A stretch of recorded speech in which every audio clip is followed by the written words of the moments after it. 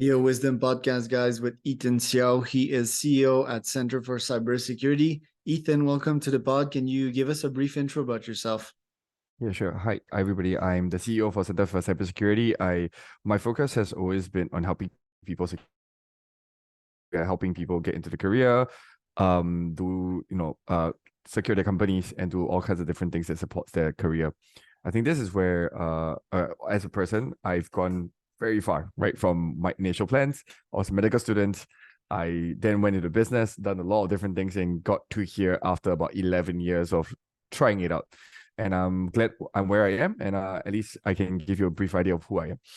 Yeah, and the music part, right? So I believe you play in a jazz band, so quite eclectic and interesting background.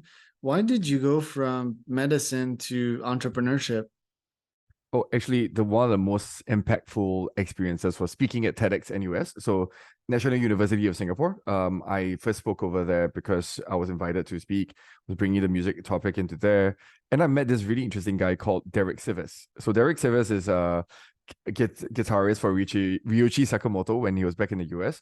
And he really inspired me because he started this software called CD Baby. Or this website. So it helps a lot of people, be able to upload their indie music onto iTunes, onto that time not Spotify, but a lot of different places. Help them syndicate the music.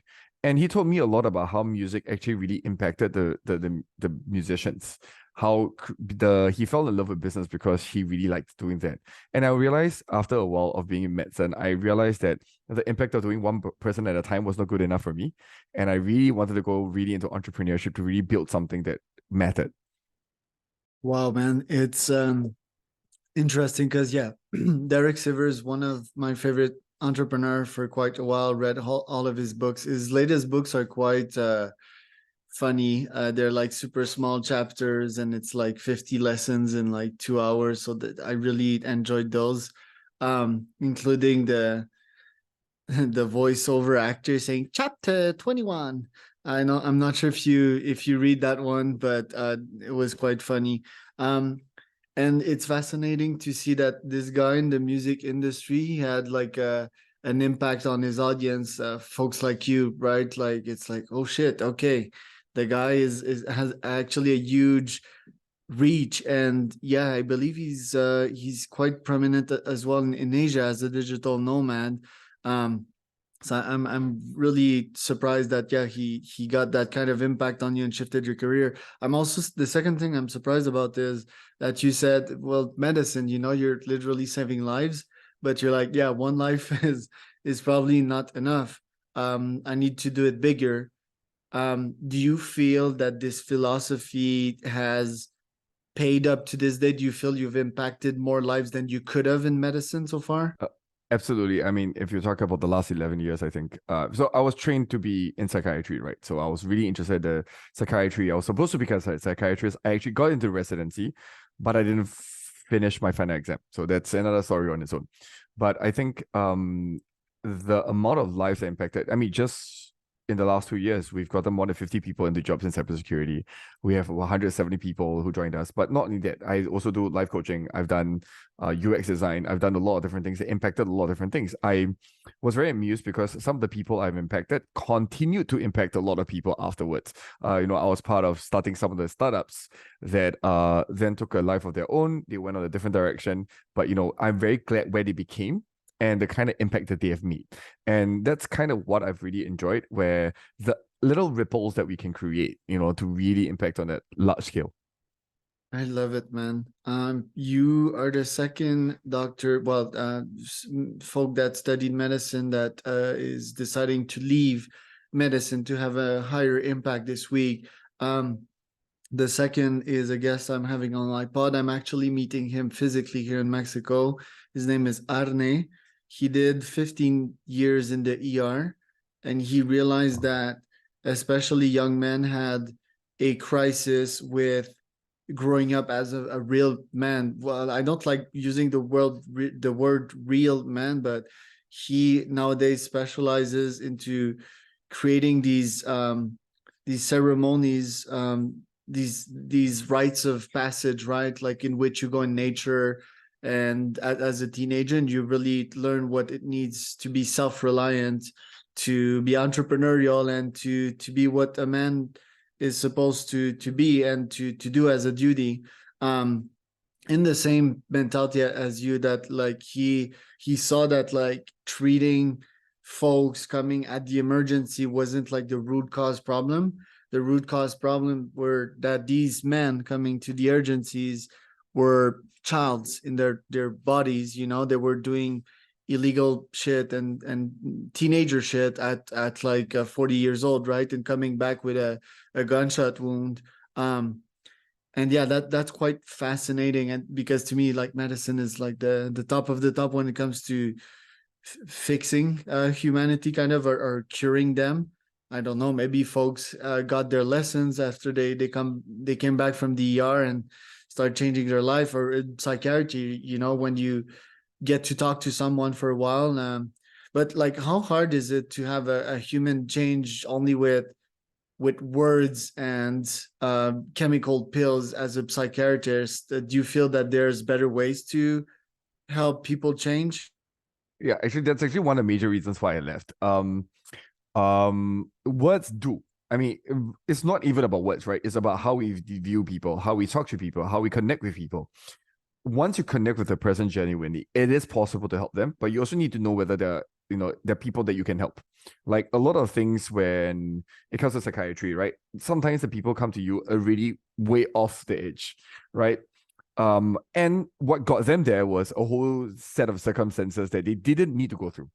But the repeated experiences, the family issues come into the picture, right? And it just crumbles people. So I've seen bipolar people, schizophrenic people, and I don't feel that they are people who are not deserving of help. But I also recognize that in their environments, like we can treat them in the hospital, right? But then the moment they get out back into the society, the same triggers appears, the same problems appears, the same financial issues appear. So if I was not solving it on a social level, on a societal level, am I really solving a problem? And that's actually where the thing comes about, right? It's in what problem am I solving? And when I was in medicine, I realized that there was limited scope of what I could do until I became, a famous person. But to get there, the amount of work, amount of effort, right? Versus, really focusing and honing in on solving problems as a focus. And that's kind of what got me really excited about business. Right. A couple of points here. Like, first, yes, people that constantly have repetition, you know, the neurons, they kind of solidify. It's really hard to change them. Hence why a bunch of psychiatrists use medicine to kind of soften the brain. Second, if you throw someone in the same environment with the same people, I mean, these two are exponential, and they'll just fall back in the same trap. So yeah, I guess like other tools are needed. And I think nowadays, psychiatrists don't adapt quick enough to new technologies, or use, for example, I don't know, ads and videos to cause change at scale before it actually solidifies into something that is hard to treat. And yeah, there's a bunch of other underlying mechanism which we can attack to kind of fix these mental health issues in society. It's really hard to do it at scale, especially. It is one of my goal too, because yeah, what is sadder than to see someone that is constantly self-sabotaging and not advancing in life, and where that leads most of the time, where there's no growth, when there's stagnation, well, to suicide, right? They don't want to live anymore. And a part of me somewhat understand them, you know. It's like torture. And me, I train my brain to kind of live in this pain and thrive in this pain, and still have fun. But it's very hard to teach your brain that. You know, it took me like 3 Ironmans, many ultras, and 7 plus years / a decade of entrepreneurship. What is your relationship with pain, you to this day, Ethan, and how do you thrive as an entrepreneur? Great question. I think that's the one thing that I actually have been trying to discuss with people about, which is acceptance of pain. One of the major reasons why people are not able to get out of the space is because we view pain as a problem. No, pain is telling us there's a problem, right? When we talk about this, you have polio, right? If you have polio, you can't feel pain. You can't tell when you have stepped yourself. You can't tell when you have stepped on the wrong thing, right? Pain is a sense that something is wrong. But the problem comes when we view pain as an issue.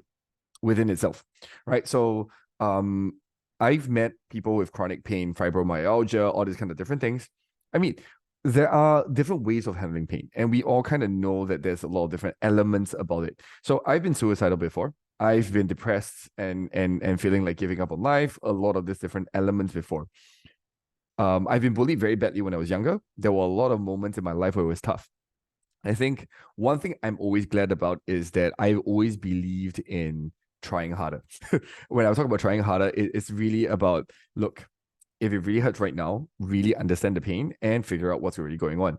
And I think it helped that I have what I believe is mild Asperger's. We never got it tested because, it's really expensive and really tough process. But, I connect very well with autistic kids as well.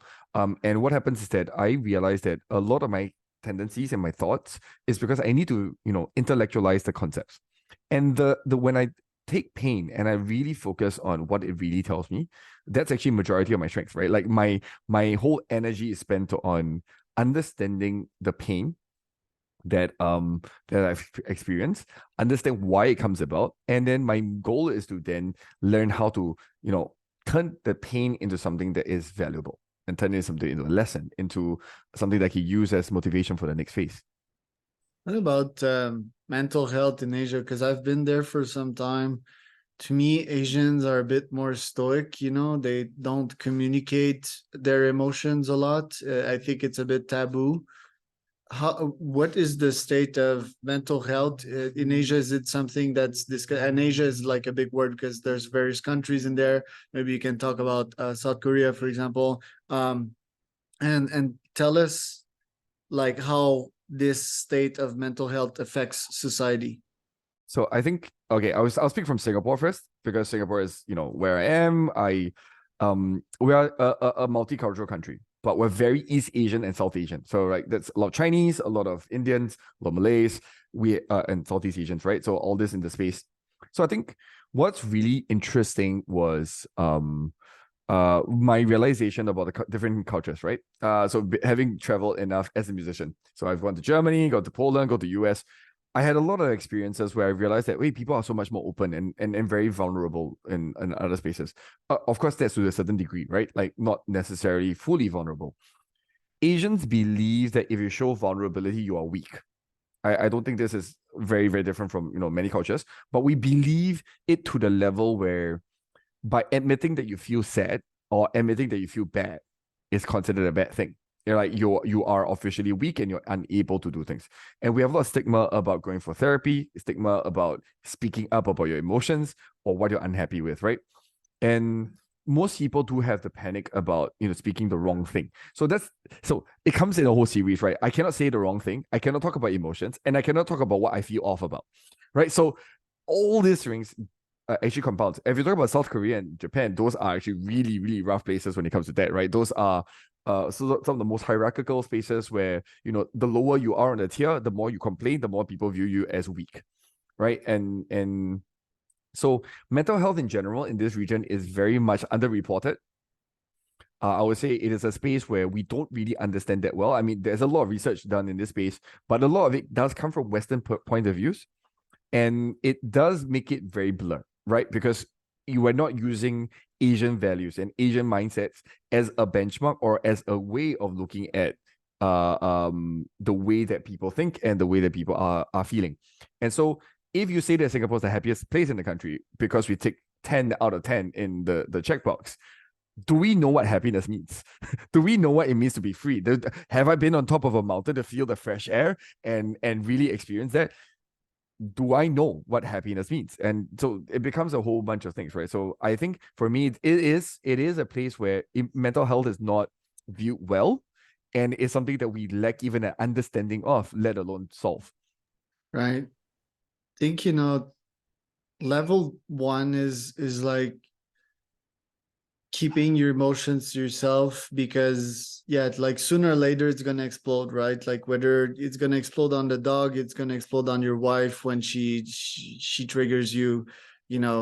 It's you keep it inside, and most of people are not EQ or IQ wise, like intelligent enough to solve their own problems, so they just keep it in, and it rots. That's level one. Level two is complaining out loud. and not finding a solution. So, like we know these complainers, they after life is this, life is that. I mean, they externalize it, but most of the time, these folks are not listening really for solution. They just want to complain. Level 3 is being open-minded. Understand that when you externalize something, it's potentially to either feel hurt or to find a solution.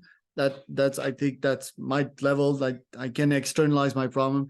I'm open and I don't have no shame, in sharing these problems.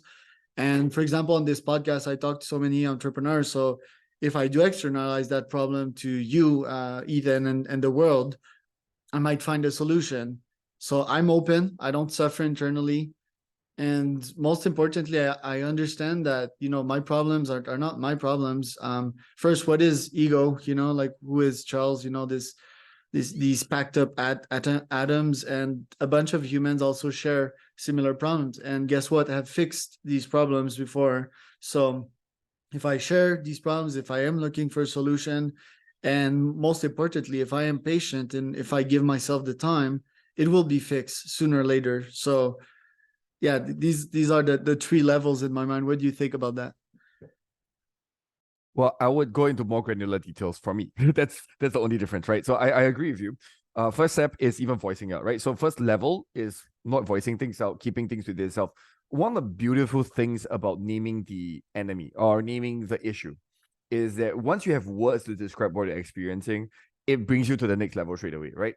So that's really important. So first one, I would say there's the keeping to yourself, but there's the other part, which is even lower than that, which is complaining about everything else, but never talking about what your issue is. So, Right. I mean, this is where, like, so you were right about level 2, but level 2, usually the people are expressing the issues and include themselves in the issues are level 2 for me, right? Like on the next higher level. But there are a lot of people who are talking about things like government's fault. Everything is the government's issue. Everything is someone else's issues. That's a very different set of issues, right? Like that's a different problem altogether. So when we look at that, what's below holding it all in is actually actively blaming and gaslighting everybody else to think that everything else is the problem and not them. Yeah, Then it not comes really to having a sense of like self, kind of like ignoring your own reality and having your ADHD brain focus on something that's not even gonna affect you. Like I call this the TikTok brain, like people that are I, constantly distracted. But yeah, you're right. Or just the first step is like not knowing you have a problem, not yes, even being conscious that you have a problem.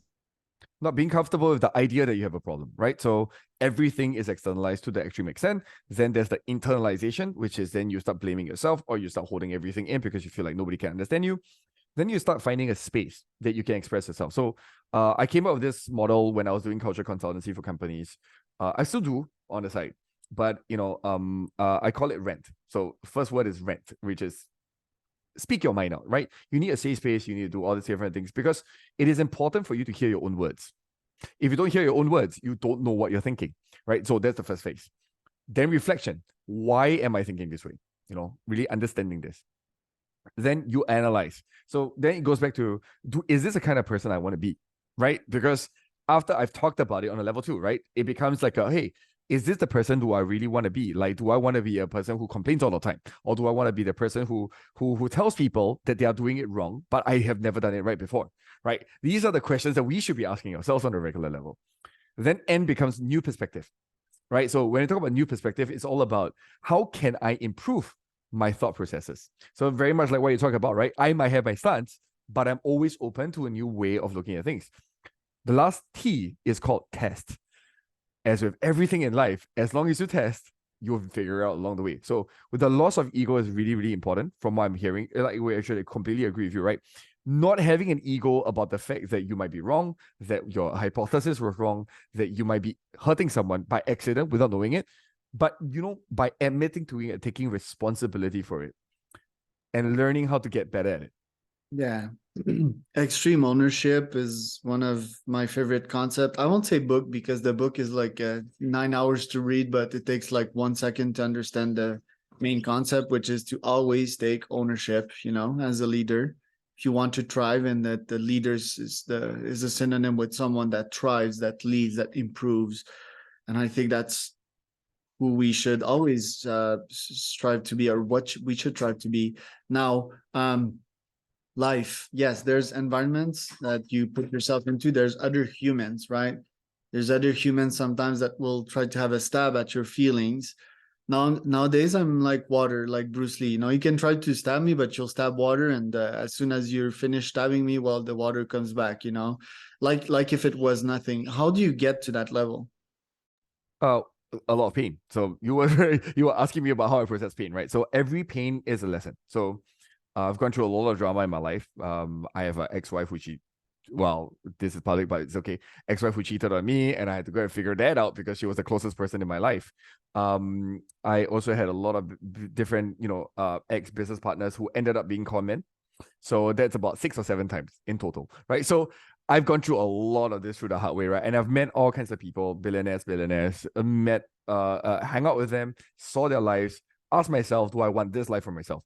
So I saw a lot of pain. I experienced a lot of pain myself. I think once you have gone through that kind of pain, almost nothing phases you, right? It's almost like you've died so many times on the inside in terms of holding on to all the attachments. Like, oh, I want money. Seriously, like look at how happy these people are. Are you sure you want this?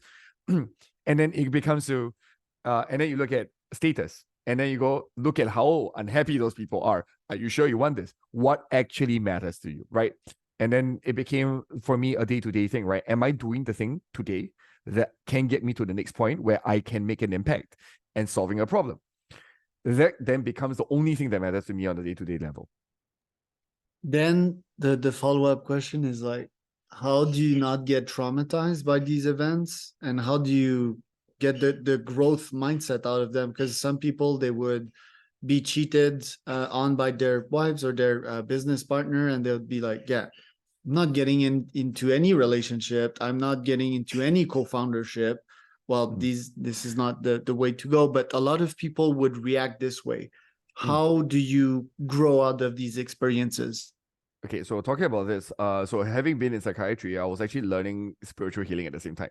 So on the side, so I've actually gotten a lot of help in that space. So, when people say spiritual healing, what is that? Is it real? I don't know for sure. It worked for me.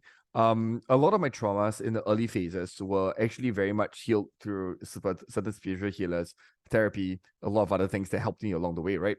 I think the most important rule here was every pain told me that I had a trauma. Every emotional pain told me I had a trauma that believed that this thing was supposed to be mine. So, for example, I was supposed to have this kind of partner, or I was supposed to have this kind of life. I'm supposed to have this kind of money. I'm supposed to have this. There's a lot of should, right?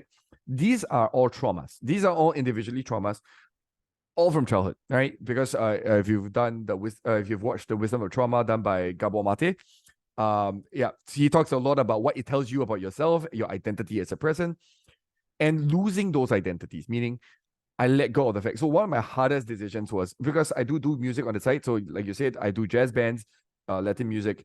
One of the hardest decisions was to let go of the identity that I was a starving, poor musician, right? The idea of the artist and all these kind of things, right? So I was suffering for music. I was running a business. I was still starving because I was having the mindset that I shall not be the kind of sellout. And that was the mindset that I had a lot of, that caused me a lot of pain. And the day that I kind of realized that it was causing me pain, but I was also taking pride in it.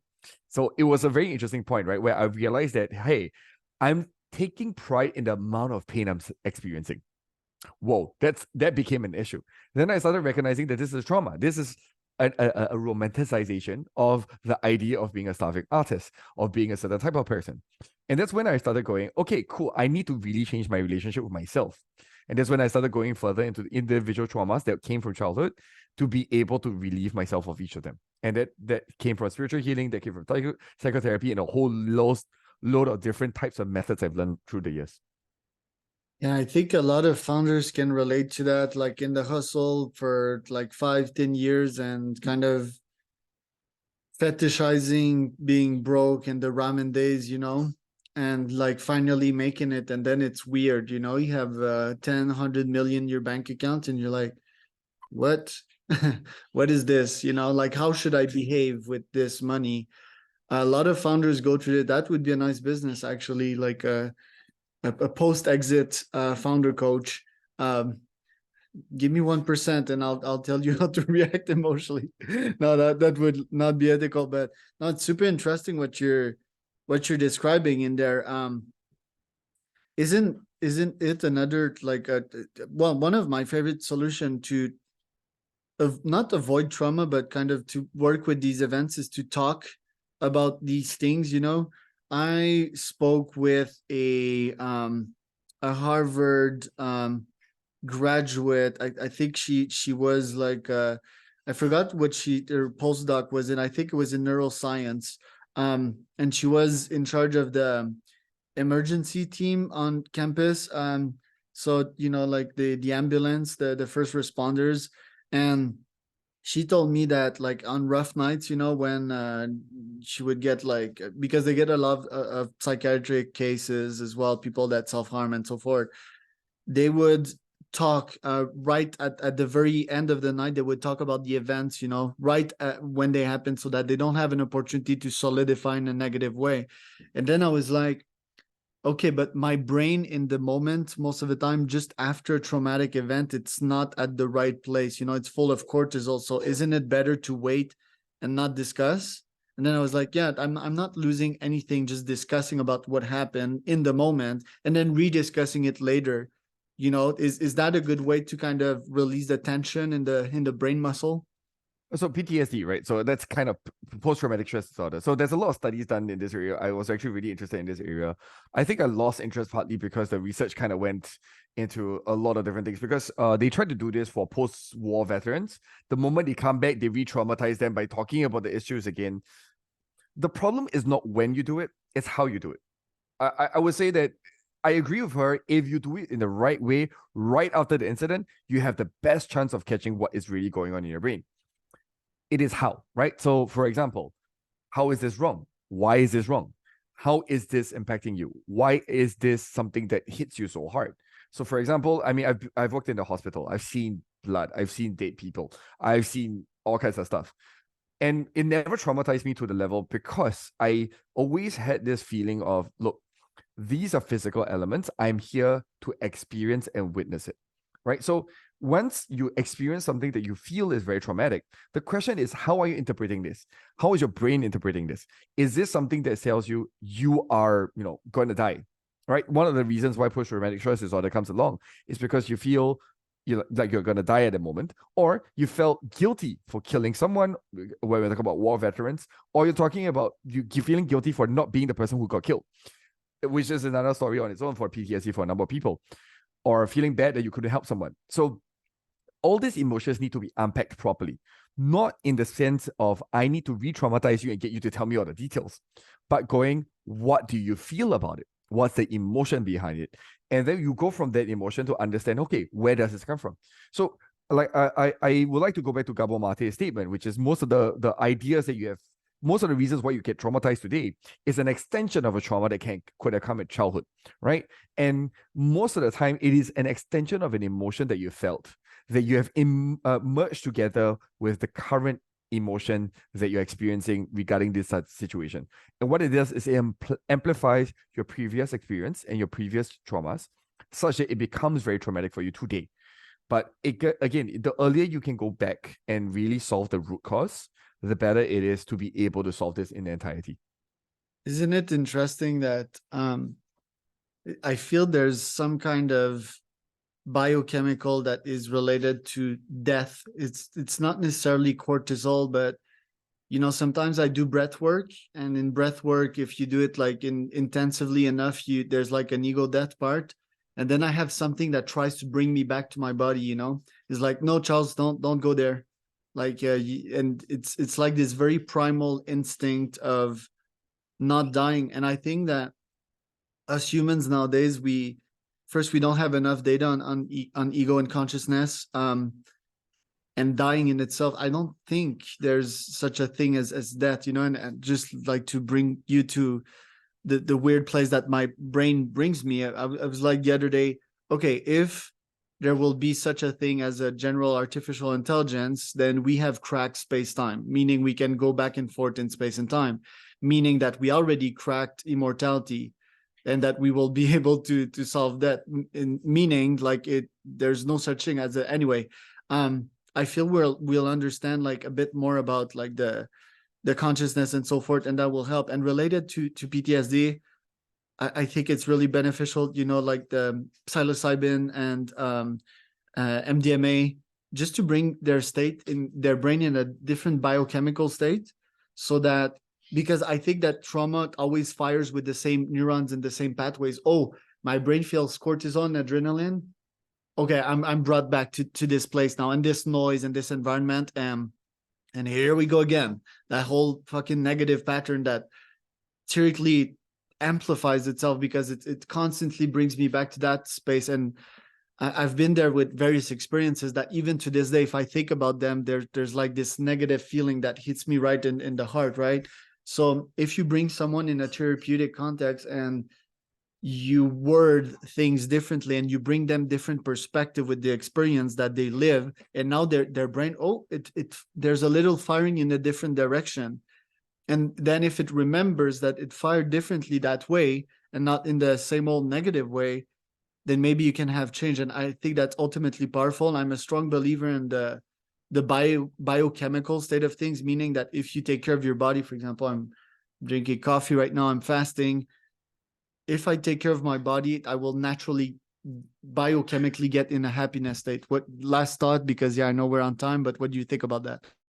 No, it's very interesting. Happiness comes in many forms. And I'll be honest, because I'm in Singapore, any form of drug usage comes with very, very, very bad consequences. But so I think one of the things that I've then worked very hard on is meditation and different types of methods, right? Like one of the things I do enjoy a lot of is flotation point. I mean, as much as I believe in the therapeutic powers of MDMA and psilocybin, right, which is well studied, in the US and a lot of different countries, there is a limitation of what we can do in Singapore. And because of the context, I have to always figure out the best way in my context, right? And I think this is where, when you talk about death, I think that's a wonderful concept, because the fear of death is even worse than death itself, right? Because if you're dead, you can't feel anything, right? But the fear of death is what drives most people, and it drives most people away from actually doing what they could and should do, right? Like what they could do for themselves, how they could be a better person. So it goes back into the framework where it is biochemistry. It is biochemistry happening on a level that most of us don't understand, because you need to cut up a brain to understand this biochemistry, but then it'll be dead, so you can't actually understand the biochemistry. So that's all the struggles, right? So now with fMRI, right, which is the MRI that can read your blood flow, real time, at least so to understand where it gets triggered. We can't understand on the chemistry level fully, because again, it's still mostly hypothesis. We don't even understand how SSRIs, which is the selective serotonin reuptake inhibitors, right, which is the most common antidepressant. We still don't know how it exactly works to help depression. Talking about that, so how do we center ourselves? How do we figure out how to get to a better place? How do we allow ego death to be a norm? Actually, it does start with an identity that you're a person who believes in ego death, or that you're a person who believes in reforming yourself and being reiterative, and that the person you are next year is much better than the person that you are today, which means you cannot hold on to who you are today and think that this is going to carry you to the end of life, right? Know that next year you're going to be a better person because you're going to work on it, right? And I think this is where a lot of people struggle with, like how people hold on to relationships and goes, you are my partner for the rest of my life, and I am not going to let you go. But here comes the thing. What if tomorrow you wake up and you realize this person's not for you? I had to go through that process with my ex-wife, because I tried to hold on to the relationship, and my ego death, specifically in this scenarios, I felt like I had to hold on to her to make sure she doesn't make a mistake. And I went, wait, why am I trying to avoid making her make a mistake? Does that mean that I'm a better husband? So that's when I started recognizing, as the idea of a good husband was a certain manner, right? I'm saving the other person. I'm doing certain things to help the other person. And that's exactly why, through my whole processes, it's always been, am I holding on to something How am I going to have the ego death around this? Meditation, breath work, floats, all these kind of different things to support the whole journey. To be and it's a daily thing. I don't know if you do this on a daily level. I'm pretty sure you do it on pretty much on a daily level.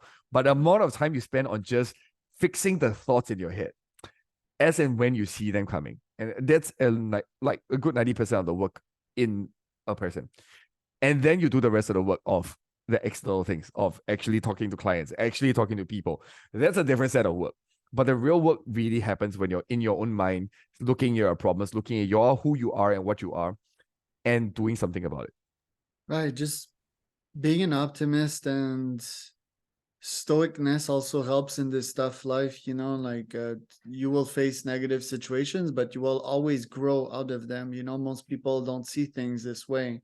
This growth mindset of being 1% better every day makes you very much suitable for this current environment and this life.